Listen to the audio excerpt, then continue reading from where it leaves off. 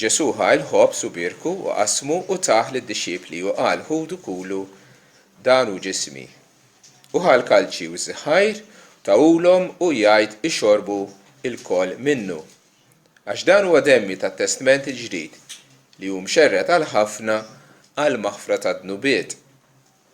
Għax iżda jien ngħidilkom minn issa l quddiem ma nixrobx minn dal-frott tad-dilja sa dakinhar meta nixorbu ġdid magħkom fis-saltna ta' missieri. Ġesu għażel ikla sempliċi ta' ħobż u imbit biex juri lid-dixxiepli tiegħu li huma tiegħu, li huma ta' ġewwa, li huma l-ħbieb tiegħu u li għalihom kien se jmut biex jikseb il-maħfra ta' dnubiethom. Ikla sempliċi, ftit ħobż, ftit imbit. U għalilhom isma' ħanejdilkom kif inhi, ma nixrobx iktar minn dan il-kalċi, minn dan il-frott tad-dilja, għax kien jaf illi dakinhar fl-għaxija kienu se jitraduh u se jaqbduh u joqtluh. Imma fl-istess ħin, aħna ngħidulha di last supper l-aħħar ċena, fil-fatt ma kienet l-aħħar ċena sakemm Kristu ħajkun fuq l-art. Imma hu kien jaf illi qatt jixrob jerġa' magħhom ġdid meta jkun fis-saltna ta' missieru. Kristu kien jaf li se jmut, Kristu kien jaf illi se iqum ukoll mill-mewt. U l-apostli ċertament ftakru dak il-kliem aktar il-qudiem f'ħajjithom meta kienu jafu illi is-salib ma kellux ikun it-tmiem imma minħabba il-qawmien ta' Kristu kien hemm tama. 15 ilu morna il-Mużew tal-Arkeoloġija il-Belt. Tidħol fih dan u tidħol f'dinja oħra. Tidħol fil-Malta tal-passat. U tara l-artifacts tagħhom, statwetti daqshekk vera sbieħ u tidħol fid-dinja tagħhom.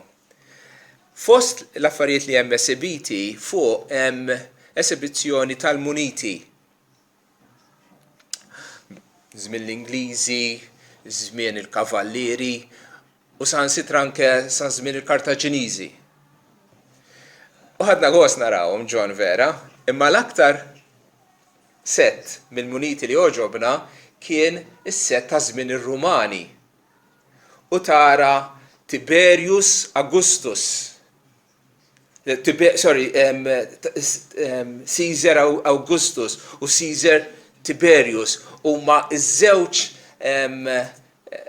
imperaturi, wieħed ta' meta Ġesu kien għadu tarbija u l-ieħor ta' meta Ġesu kien ħaj.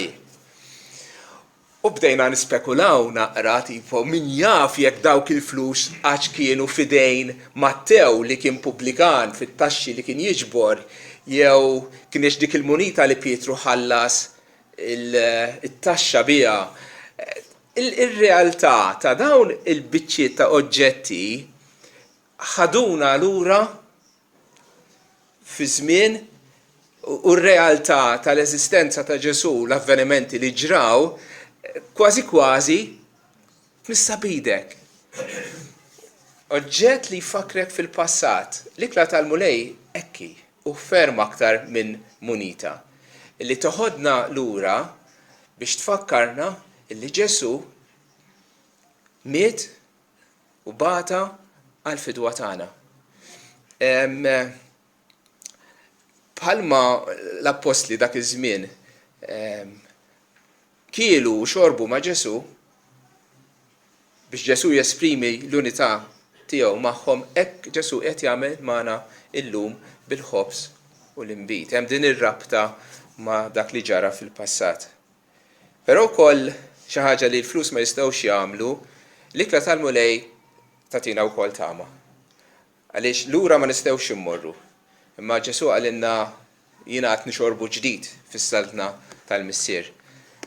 Għad jiġi żmien meta litteralment se nkunu ma' Ġesu.